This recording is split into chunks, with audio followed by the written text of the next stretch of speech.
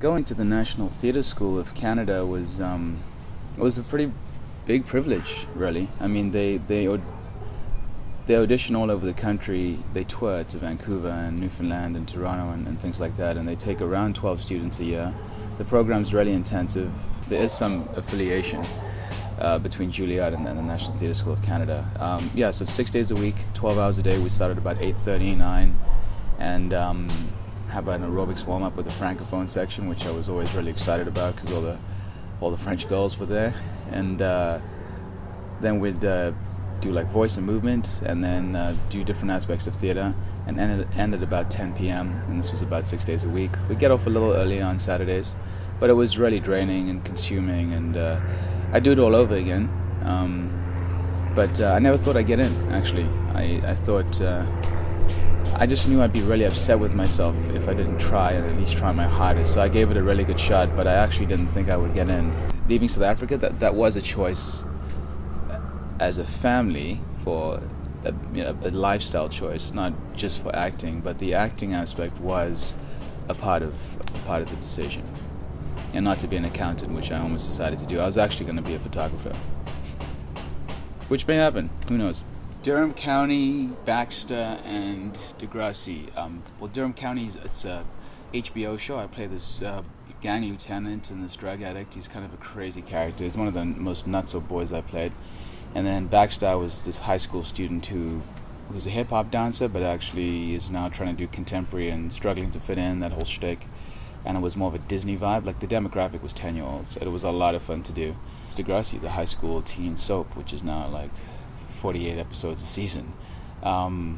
It's been around for 33 seasons now. It's insane, and it's all over the world. In the moment, it was Durham County because I was a major cokehead and doing glass and meth. I was very suicidal, and there was some scenes where I was kind of crying and breaking down. And I remember the assistant director running into the shot, being, "Shannon, you okay?"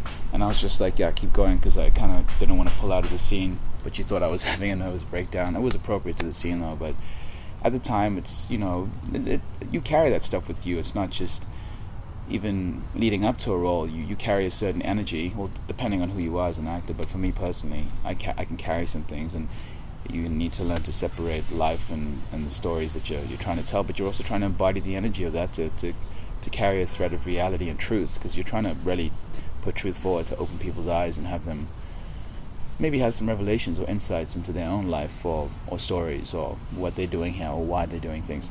Degrassi has actually affected me more as a lifestyle, because there's a part of it where, because he's a gay character and he's been a role model for a lot of gay teens, and being a role model is a tough thing, because you're expected to be perfect, and my character Zane kind of was sort of a bit perfect. That's the one thing I didn't like about him, was that he was kind of perfect, and I wanted to make him less perfect, but that he was only on for so long.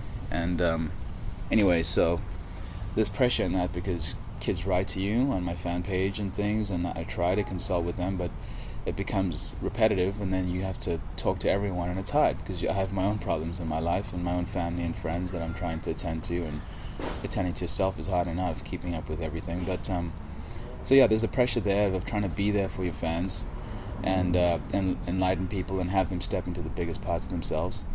And then representing, the gay community.